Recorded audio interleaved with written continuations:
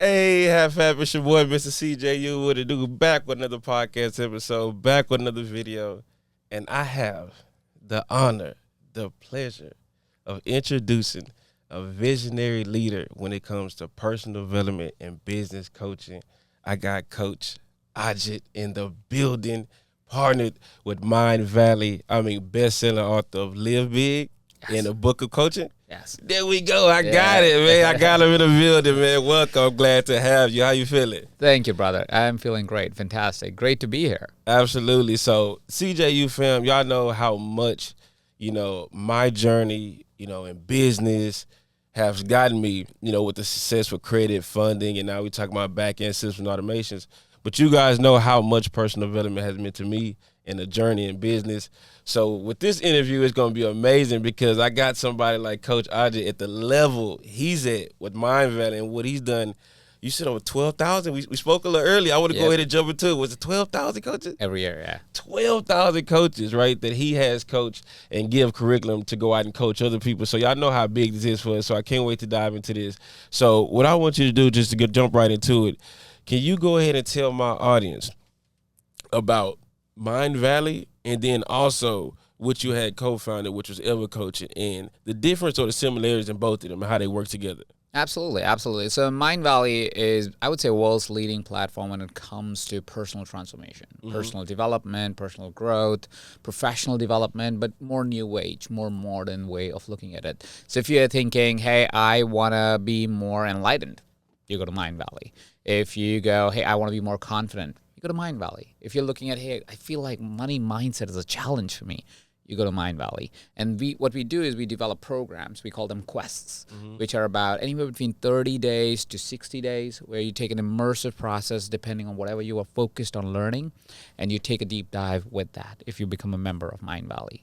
But it goes beyond that. Because once you have done that, some of us are called to not only just go deep within, but also help somebody else go deep within. And the ones that are called to it are called coaches. They are people who are impact leaders. They are the people who want to make change in society, or at least be a part of the change in society. And such individuals would be somebody that would firstly come to EverCoach. And that was the platform that I built. And then because I partner up with Mindvalley, we've now merged. Now we call it Mindvalley Coach. Now it's all under one brand. Okay. And so if you're somebody who's an impact maker, somebody who thinks and is curious about, hey, I wanna not only help myself, but I want to help other people, or I want to take a deeper dive within myself, which coincidentally is something that a lot of people want to do in today's modern world. They would go to Mindvalley Coach, which is within the Mindvalley frame of things. Yeah. Man, something you said that hit me. It hit me right here, right on the head. Right when you said this, you said the people that go to Mindvalley and they feel awake and they get into the personal development, they get in the mindset. But then you said they get called. Yeah. That's what hit me because I feel like I didn't go through, I would say, proper training besides YouTube and studying like the leaders that I studied with Bob Proctor, reading the Think and Go Rich and starting at the originals. But I didn't get that actual training in going through Mindvalley like I wish I did and what I'm going to do now and just get to that next level. And I was like, well, CJ, how did you get into coaching then? And when you said that you go through it and it's a call, and I'm like, hey, did he just heal me already? We just started, because I never looked at it at that level. So I can already see instantly when you said that the power of coaching, and how it can bring something out of you. So I'm like, so you go through that, and then it's a calling feeling, and then you decide to coach. So is that something through all your study and experience you've seen happen? It wasn't people that just said, oh, I think coaching is a cool way to make money? Or did you see more people like, nah, I just feel like this is what I'm supposed to do? Like, which one is it, the money or just the actual feeling of helping people? So people who are called to work with me more specifically, because my vibe is that and my energy is that, are people who are called to make a difference. They know they can make money. They already make money most of the time, and they're comfortable in life. They're not necessarily going, oh crap, I need to do something to make some money. They're making money already. They're successful in their own right. And what they're now called to is to say, is there something more to life? Is there more meaning to this life that I have? And how can I channel the energy that I have, or how can I channel the intellect that I have, or the field of work that I want to do? How do I channel this to something more positive? And CJ, and you probably noticed this with your students, and you notice this in your world as well, or people around you, is that we all genuinely are good people. Right. Like we, and the core of core, heart of hearts, we may do bad things, but we're not bad people, right? We may sometimes fall to a lower standard, but we are not people who want to live in that lower standard, right? We are all called as a human species to help each other. That's when we feel the connection. That's when we feel the vibe, right? That's when we feel elated. That's when we feel joyful. That's when we feel like I'm doing something meaningful with my life, when you get to help somebody else. So in the heart of hearts, all of us are like that. The challenge that we have with society, and all of us really, is we let our thoughts get in the way. Our feelings get in the way of that heart-centeredness that we all have essentially for ourselves. And so that's where the difference lies. Like the people who are able to switch to a career like coaching or training or education like you do, CJ, are individuals who have said, I'm not going to let my thoughts tell me what I should or shouldn't do, or what I could or couldn't do. I would do what my calling is, what my soul tells me. I'm not going to let my temporary feelings impact my long-term situation in life. And that's the difference. The ones who are able to listen beyond and see beyond are the ones who get pulled and called to be, you can say, torchbearers of society. And I love that so much. I want to stay on this point with the coaching, because right now what we see on social media, we see it on Instagram, TikTok, YouTube, whatever. And what I'm dealing with in my environment is that I want to be a coach just to make the money.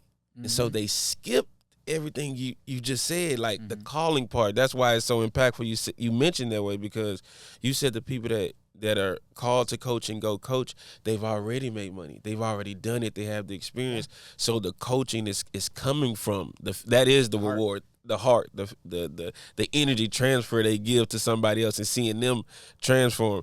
So I'm glad you said that, because that's what I want my audience to really, really think about when it's like, hey, I want to be like, all these gurus online, and I want to be a coach so I can drive the Lamborghini, so I can wear the nice clothes, and so I can be shining and stuff like that. But if you skip the part that you mentioned, going through the journey and going through the transformation yourself, regardless of the money first, and then once you go through the transformation, you go actually do it yourself. You go actually get the experience and earn the money. And I think coaching becomes a lot easier, because I feel like when you do the coaching strictly for money and not the calling, soon as sales decrease, you don't want to coach and help people no more. Yes. And so let's take one step back, right? So just the narrative that society has often, like, for example, I want to drive the Lamborghini that coach has. Right. Most likely that coach is broke. That coach got no money. That coach is saying they have the Lamborghini. They have to say it because they got no meat in them. There is no material in them. If I have to demonstrate my wealth, like if you really meet a wealthy person, like if you ever sit with a billionaire, the last thing you would care is what car they're driving, because they don't even talk about it. They hide it more than they demonstrate it. Like real wealth is silent. It's quiet. It's not loud. Real wealth. The loud wealth is somebody who have just first maybe made a little bit of money, was able to rent the car they always wanted to rent, drive it because they can get attention. If somebody's driving a Lamborghini, you must really question what's the reason why they drive it. It's a terrible car, first of all. If you ever sat in one, you know it has no space. They can never really utilize its speed. It's loud and annoying for everybody around and for yourself sitting in there. It's a terrible car. Like it's a good. If you feel you really need attention, you need a Lamborghini. But that means you are not wealthy. You have no meat or material. That's why you want the external to be the noise, because the internal is empty. So when somebody demonstrates a Lamborghini and that's their pitch, ask yourself, is that really the person I want to become? Somebody who's so empty and shallow that the only way they can get attention is because of a car they drive or the house they live in. So once in a while, I get it. Somebody needs to demonstrate their wealth so you can show, hey, listen, if I can do it, so can you. Once in a while, I would take that. But if that's their narrative, please don't follow that person. I'm so glad you said that, because in my community, that's where it came from. I want to tell you this quick story about me.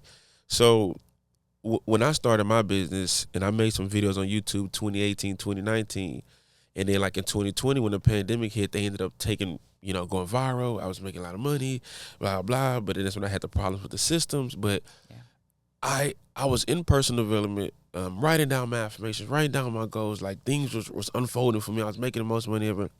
And I want you to like kind of dissect this for me because this is where I got lost and I had to find myself. So I was doing it because I want to help people fix their credit. I want to help them get access to capital to start their business. Then my YouTube videos go viral. I started making a ton of money. And instantly my own paradigm went back to be like, oh, well, I got to show everybody I got money now. I had to go buy the clothes. I had to go buy the jewelry. Man, I got a house in La Jolla on the hills, California, because I thought that's what you're supposed to do. When you make money, go to California. And then, I was renting Lamborghinis and Rolls, and that was my form of marketing. Like, I was caught up in that like 4 or 5 years ago. And I want to tell you this, Coach, because I tell this story all the time. My bedroom at the house on the hills opened up to a balcony that looked over the hills, and I had like the most money in my bank account at the time, coming from my last job selling shoes, making $8 an hour, and I was making $100,000 online. I'm a YouTube star, and I remember just looking over the balcony, just empty. And I always share this because when I didn't have any money, and somebody would say, "Oh, money doesn't buy happiness and stuff." When I was broke, I was like, "Well, give me some and let me find out." And I remember that moment when I was looking over the balcony. I was like, "I have all this money. I'm not happy." And that's when it hit me. And then I went in my closet, Coach, and I see all of the bags, because I used to put the bags in the closet. And I was like, what am I doing this for? And I felt that I lost myself. And I was just like, I didn't start entrepreneurship to be this guy. And who did I turn into? I started to help people. And man, and I tell Melissa this story, I shut it down. I shut down my marketing. I shut down like an opportunity to make millions a year to literally like go find. I had to start the journey over again. I had to start it all over again. And I was watching my income just go down and down. And I was like, well, I don't care until I find the why again. Because the money isn't. I got the money. I'm not happy. So I had to find the why again. And I went back to studying, back to the basics, reading, meditating, stop spending money on this, stop going out, like loving myself again. And then I realized the new problem, which was a lot of my students was being successful using my flashy marketing. And then the coach, I was like, look what I started something I don't even like anymore. Yeah. And I shut that down, and I started focusing on softwares and systems automation because they was getting stuck with that problem. And then I found my new why again. And it was a calling again, what you said was coaching. Now I don't just coach the marketing and getting access to capital. I coach the back-end systems and help businesses strive. But I didn't care about the money no more. Yeah. I cared about the transformation more than the money. And so to ask you, in your experience, like, what do you think about that? Like, as a business coach and personal development coach, like, did I do the right thing by not continue to scale and grow my business, try to hit it, and do the personal development? Because I noticed you talk about in your books, like the balance. Like, where can entrepreneurs find that balance of driving the business hard on marketing, earning income, but also sacrificing their personal mental health? Like, where's that balance at? I think balance is subjective to the person, first of all. So it's a little difficult to say this is where the balance sits. But the curiosity you had, I can open the window, this looks like as much money that a person can possibly be having to feel really happy. Right. And then walk out, look at the ocean and say, this sucks. Like, I mean, that will wake you up, right? So, and that did, right? And that's kind of why Jim Carrey has this famous, in a speech he says somewhere, where he says, I wish everybody can make as much money that they can, so they can realize that that's not it, right? And that's really where, let's say, you came to a realization, I came to a realization. Anybody that is wealthy that comes to a realization at a point where they go, it's not about this, or it can be about this, but it's so temporary, it's so transient, that's probably not worth it. Right? And then they have the dark night of the soul, or the awakening of the soul, or however you want to call it. And we start to discover the path. Now, the path, or the discovery of the path, is very much about finding your joy, because then work doesn't stay work. That's it. Yeah. See, so you could work as many hours or as few hours. There was a point in my life where I was about to have my first child. And as I was having my first child, my father was really present. He used to work from home. Back in India, I come from India, and he would work from home, so we saw him all the time. It wasn't like my father was an absent father, But I heard these stories about America. I'm not from America. I was born in India, but I moved here a few years ago. And so I would hear these stories about American kids growing up without their fathers, right? That's a story. Yeah, right. So that's a common thing. And so while I was hearing it, I was like, I don't want to be that dad. My dad was there for me, right? We didn't have money, but I had abundance of love because my family was there all the time, or was there for me when I needed them, right? So I was like, I don't want to be that dad. So I said, I want to still maintain my income, but I want to work 4 hours a day, and I'm going to only work 4 days a week. Now, so I did this experiment with myself, right? But it sounds crazy. And if I tell anybody right now, they'll go, you can make as much money you want, 4 hours a day, 4 days a week. People will call me nuts. They're like, that's not possible, Ajit. You're dumb, you're idiot. What are you talking about? It works for you. I don't know why, but it can't work for us. But it works for everyone. And here's the reason why. When you contain yourself in an environment of time, you say, time is going to bend to my needs. What tends to happen is your mind finds pathways to do the same task that otherwise may take 4 hours in about 40 minutes, right? And there is a productivity decline that everybody experiences, but they keep moving forward.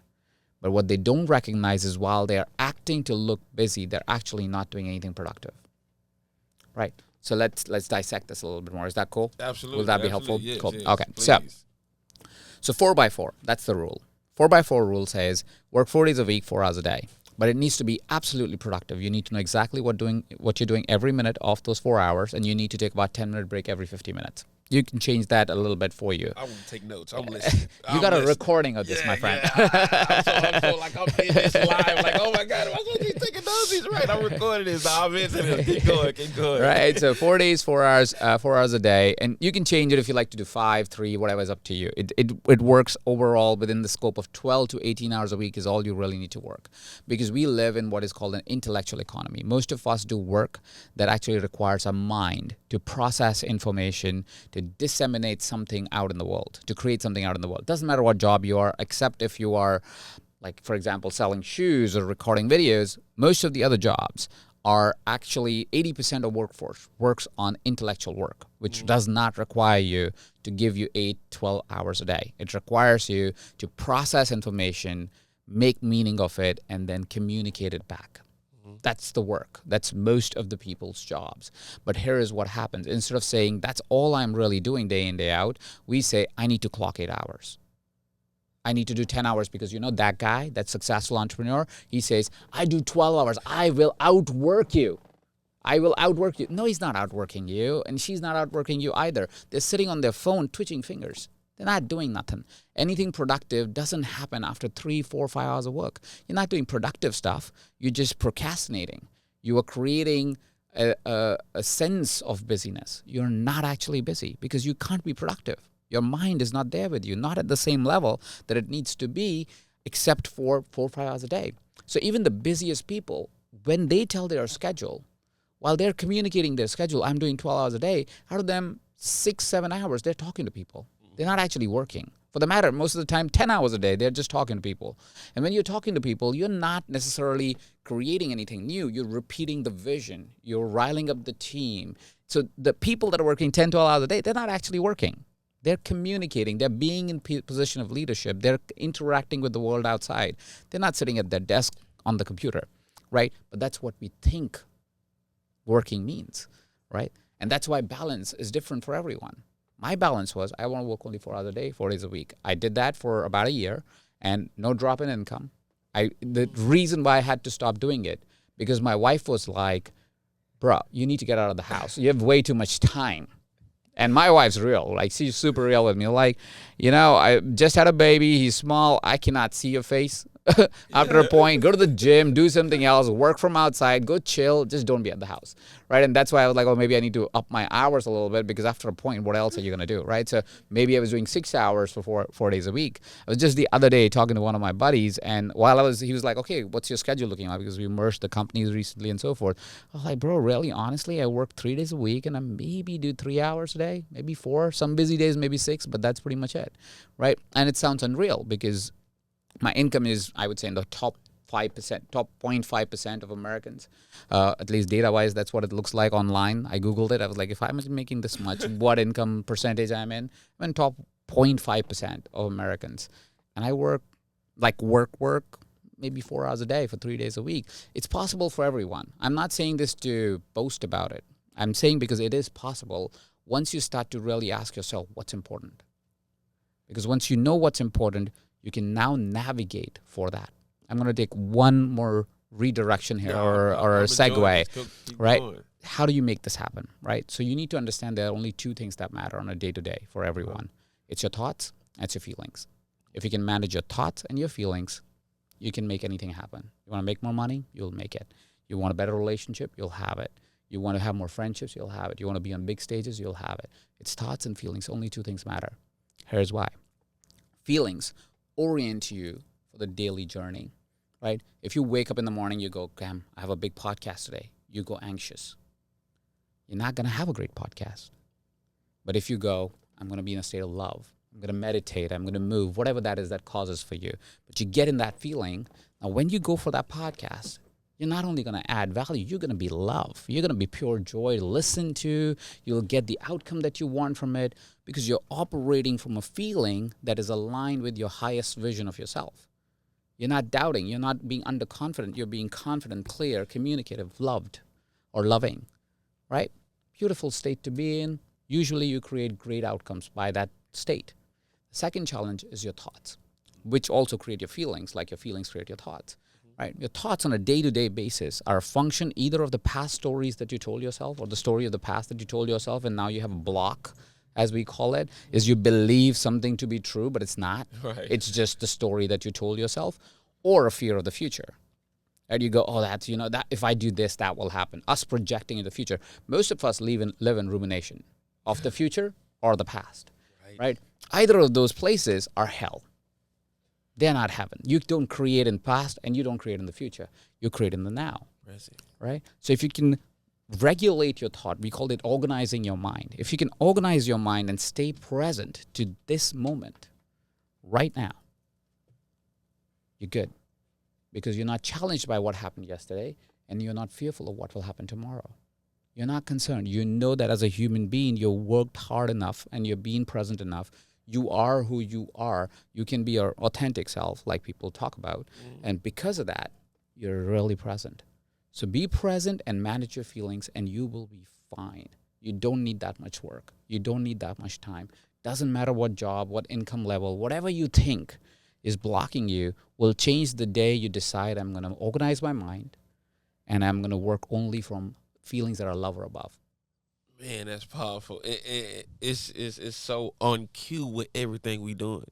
That's why I appreciate everything you just said, because that's a part of the business teaching I'm doing with, hey, there's a lot of new technology tools out here that should automate a lot of the business. And when I was working with, y'all know Melita and Epic Talk, CJU fam, I was just having a meeting with her literally about this. Like, she can attest to this maybe like last week when I learned from Tony Robbins about focusing on the outcome and not the activity.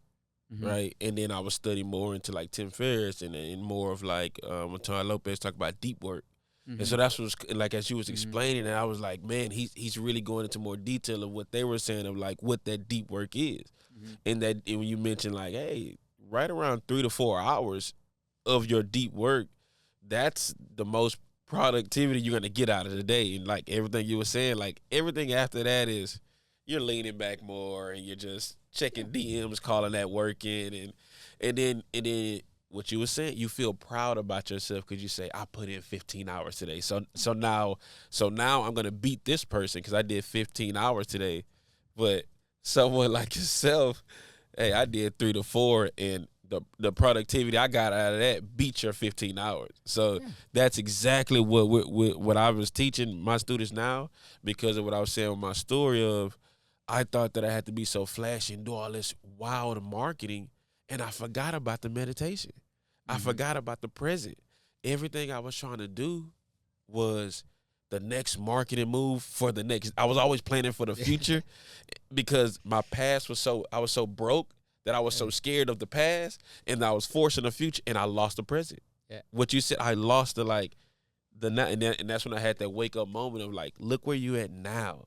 You were so scared of the past and focus on the future. Your present sucks now, and I was getting like anxiety. Yeah. Because I was having trouble just like being in the present because I got so caught up in what you were saying, the illusion, you know. And so like everything you just said, which is right on cue in my following, they know that story. So just hearing you break that down was amazing. And so what I want to do, because you took that step back, I want to go back a little further when you was mentioning you from India, correct? And that's where you started before you came to America. So I want to just bring you into that story of how did you end up at Mindvalley? Like, how did it start at the beginning? Sure.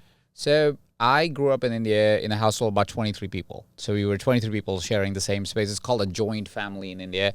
It's not necessarily unusual, but it is, yes, unusual depending on the story you tell yourself, right? So that was, my story was, damn, my people don't have any money. And so early on in life, I was motivated to make some money at least, to get mostly because I wanted to live comfortably. It wasn't because I was like chasing some kind of, like I didn't even know what my dream was really. I was just like, I want to get out of this.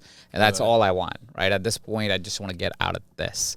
All right. And I was training the way the path in India is suggested. And it might be true a little bit for Americans too, but definitely in India, it is suggested that become a doctor, become an engineer, become an accountant. That's the way out of poverty. Okay. Right? Now, I was a decent student. I was maybe A- student, let's just call it that. So I could qualify for engineering, and I did pursue it for a hot minute. And I recognized very early on that I didn't find no joy in doing engineering. I loved physics. I loved math. I loved chemistry. I loved simplifying things. But the whole job role of a computer engineer, I don't know if anybody has ever pursued it. Mm-hmm. It's the world's most boring job, or at least used to be at that time. It's not just, you're not creating anything. You're testing for bugs. That's the first 5 years of your career, maybe even 10 sometimes. So you're basically reviewing work. Most of the time. That's what a computer engineer does. You're doing very little creation. And even if you're doing creation, you were creating this tiny piece of this big a thing. So you're never really like creatively fully satisfied. So I was like, I don't want to do that. That doesn't seem like something I would enjoy and have fun with. So I was present to that very early on in my life. I call it my grandfather consciousness because my grandfather was an elder of society back in India. And so I was aware of that, and so I wrote a letter to my father saying, hey, listen, I know you've paid more money than you can afford for my education here, but I can't do this. I'm going to hate it. And my father was kind enough to say, all right, I still want you to graduate somewhere. It's okay.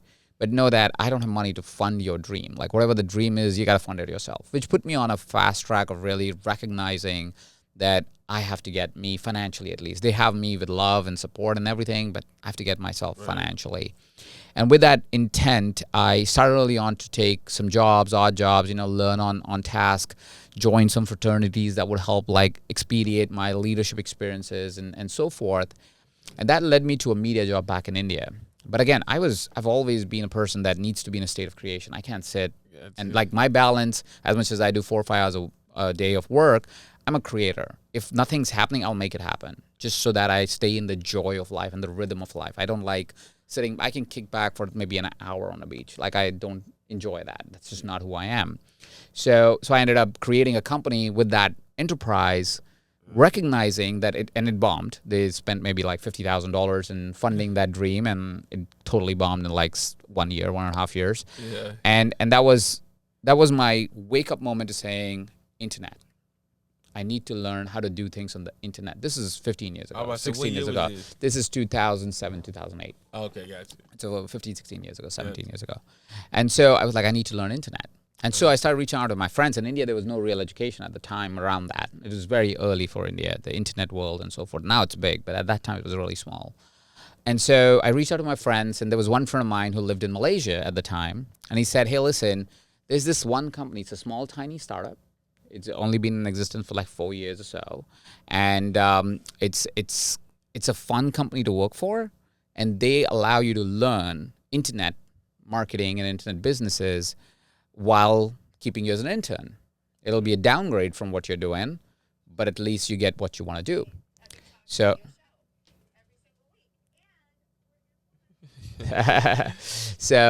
So anyway, so I go in and I apply for this company, and this company was Mindvalley. So this company was this small, tiny company. Yeah, about 4 or 5 years in business. Had like 5 employees, 6 employees in total. And yeah, that's where I got started. 2008 as an intern. I made $400 a month.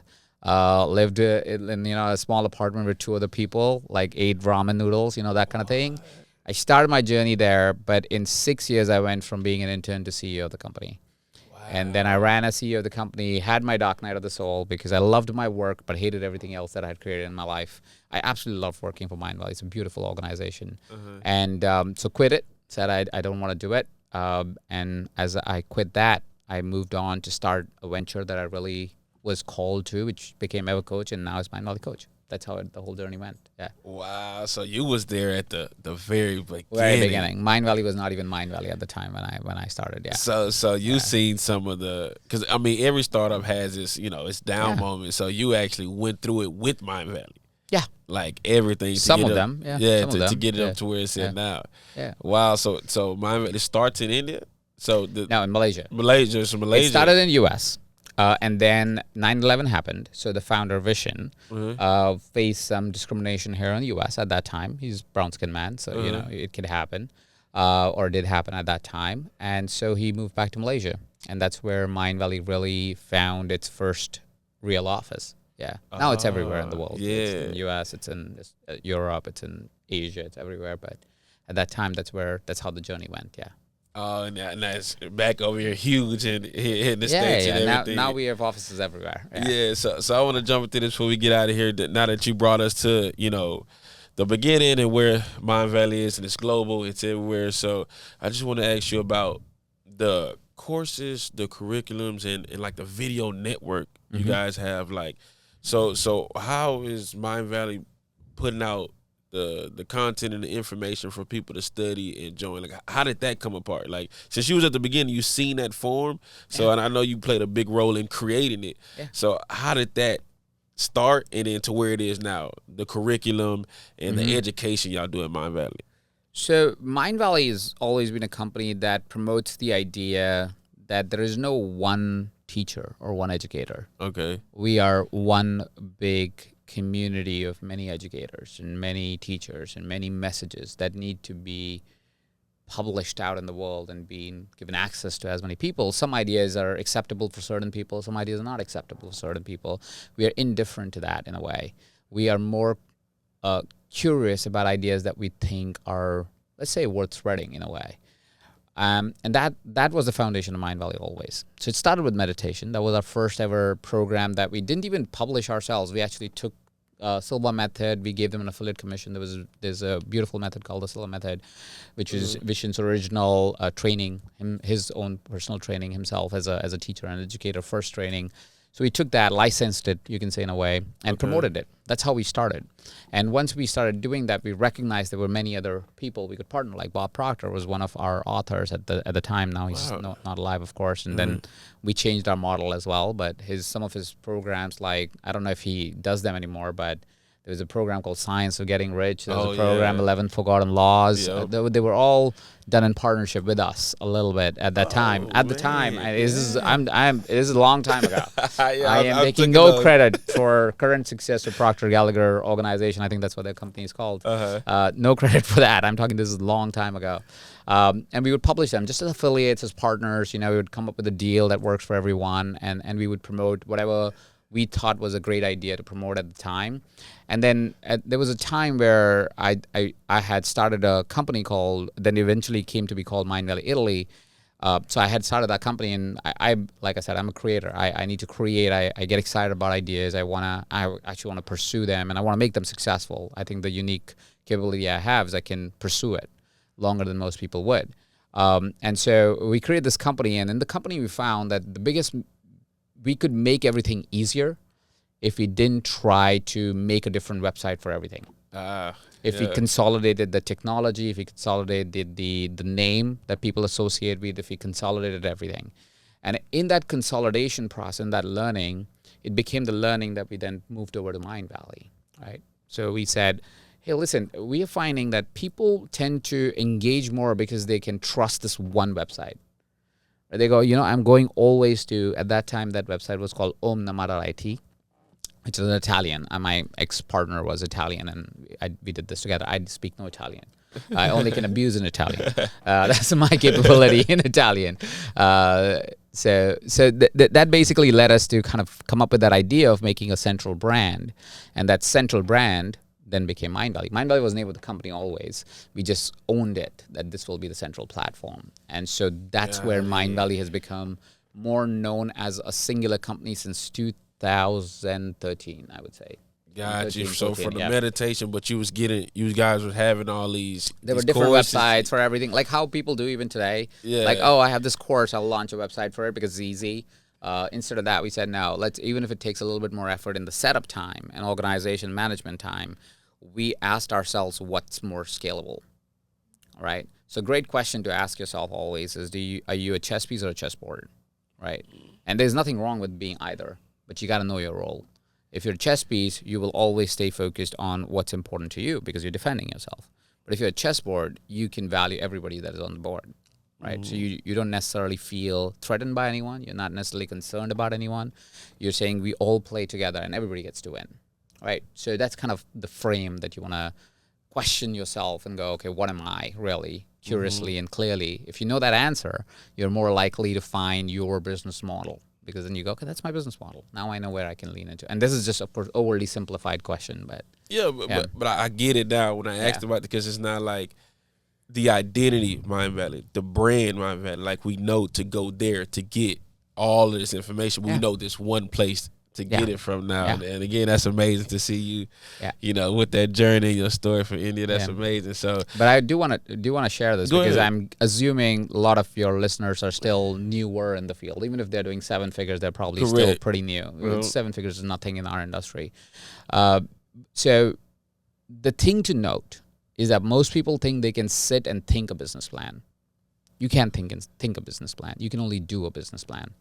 The real clarity of idea only comes when you are in action and you are present to data that your students, your audience is giving back to you.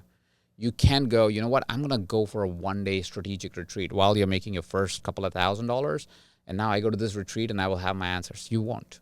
You can have a structure to think, but you won't have your answers. The real answer is going to come when you actually take all that information or insight, let's call it that, and move it into some frame of action, some timeline of action. Keep doing it enough times that you have enough data to now say, oh, that's the one that works.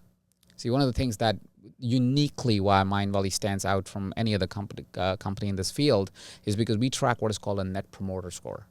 A net promoter score is not a common thing to track. It's actually only tracked usually in tech companies, because tech companies are really intentional about the quality of outcome they're getting for their students or their users because they have to, right?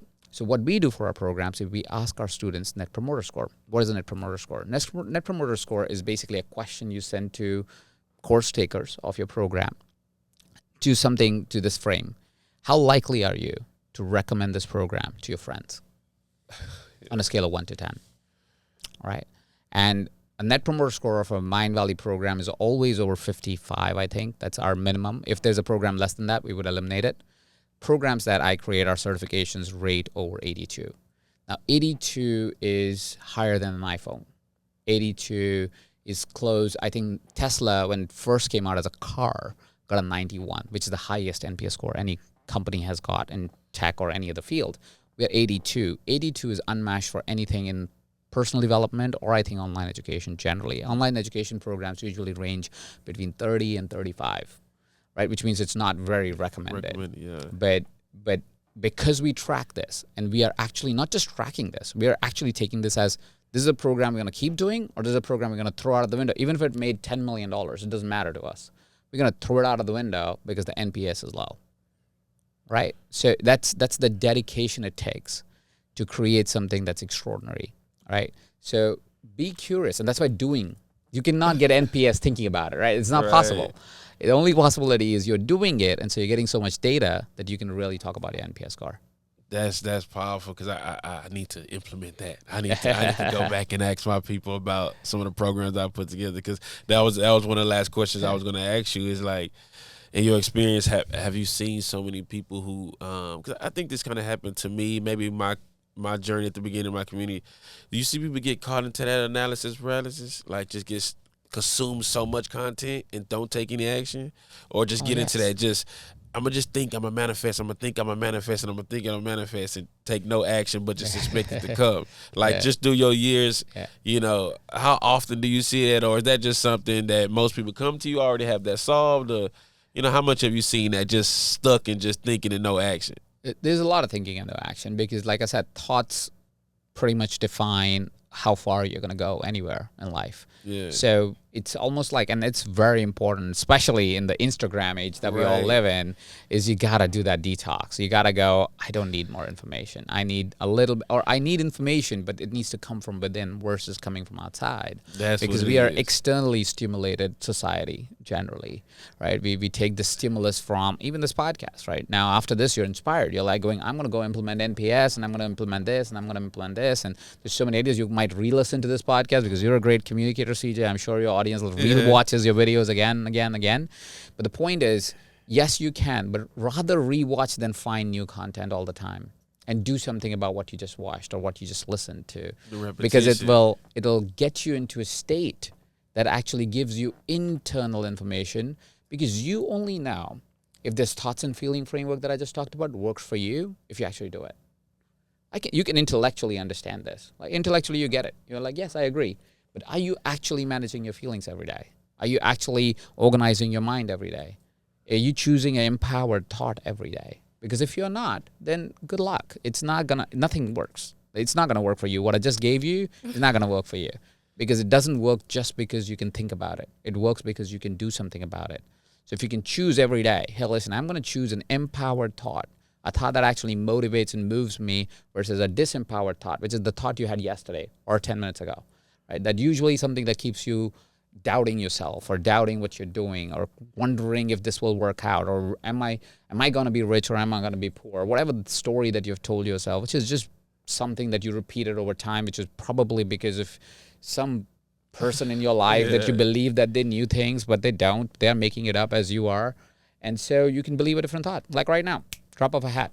Like right now in this moment, you can change everything in your life. I don't believe past influences anything in your life. My past, I shouldn't be here.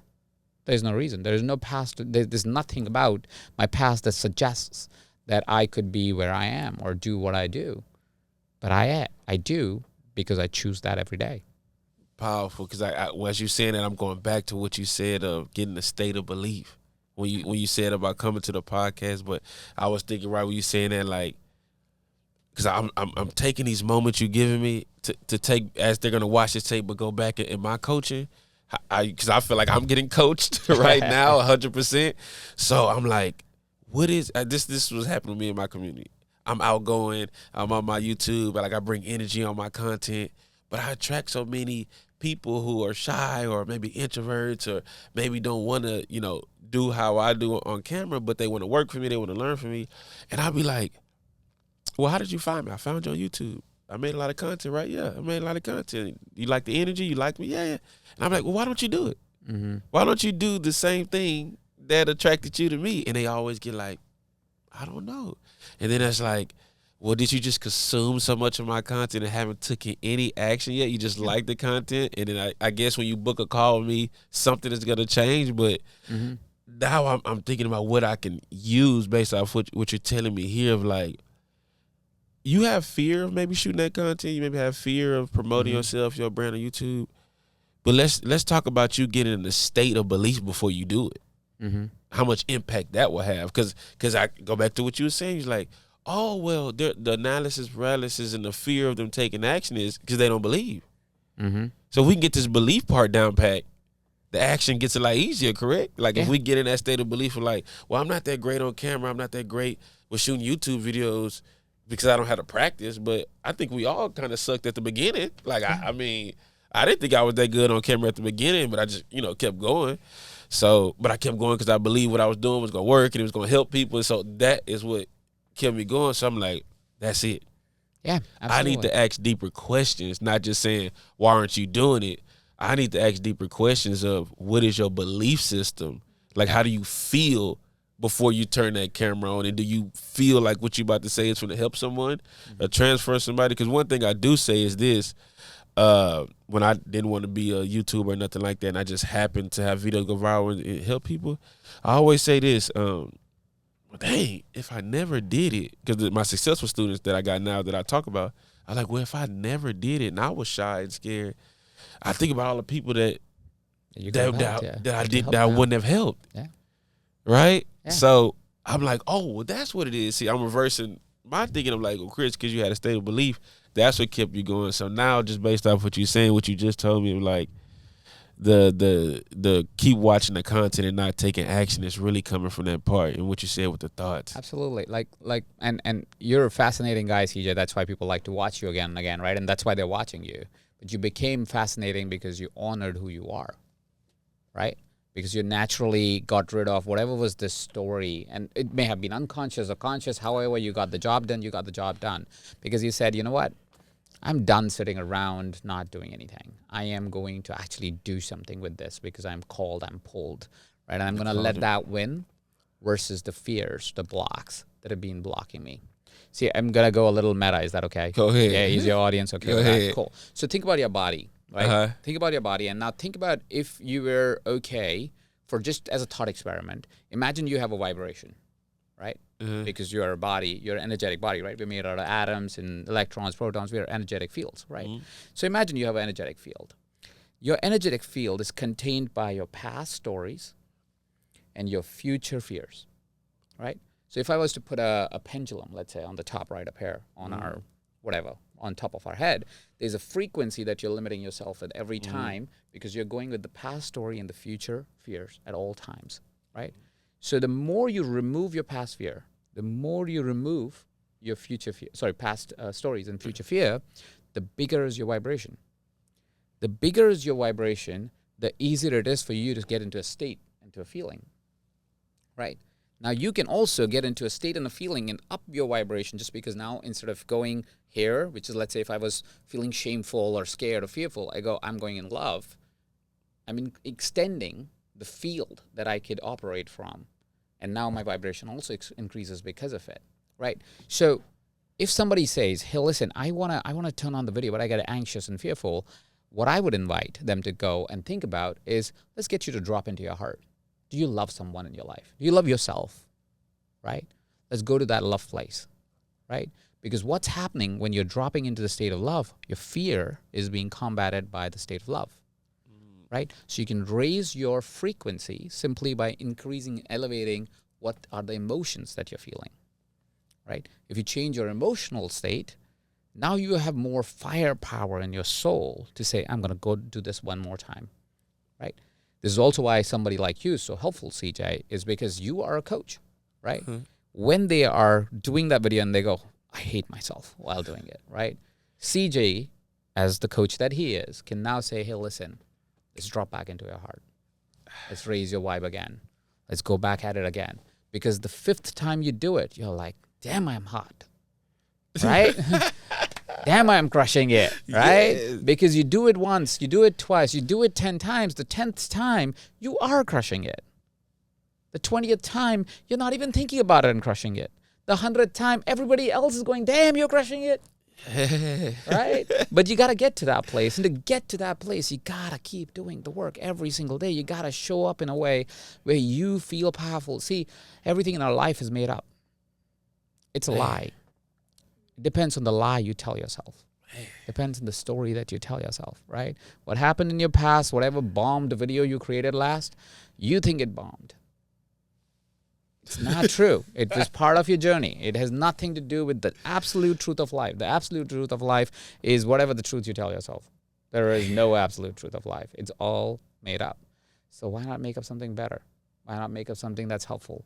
Why not make up a better lie? Why not make up a better story? So you can move forward in life with a more empowered state instead of constantly doubting and wondering if you will ever get to where you need to get to.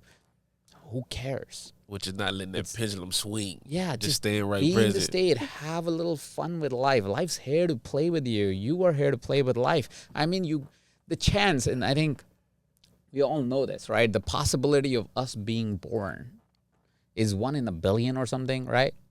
So 1 in a billion chance you were born. There was something that in the universe, and I know this is a little meta, but in the universe conspired for you to come to this planet, and now you're telling that conspiracy that, nope, not going to listen to you. Whatever plan you had for me, that's bullshit. Instead of that, say, you sent me here. You must have sent me here to have fun, have a good time, laugh, do things that are meaningful to me, just basically live. Once you start believing that you are a starseed, once you start believing this is all made up anyways, it's easier for you to show up every day and say, I'm going to show up the best version I can today. There's no comparison. I ain't saying I'm not cool like CJ. I don't get dreads. I'm bald. I'm not cool like you. But I'm going to show up the best version I can. I'm going to show up with my hat. There we go. Right? So we got our own charm. We got our own vibe. And we got to show up with all of it. Yeah, man. We wasn't here to be here to just suffer and complain with all these opportunities we have here and all the information available to us that Mindvalley provides to help us get to those places, having coaches to help us, and everything you need to succeed and take action. That's what we're here to do.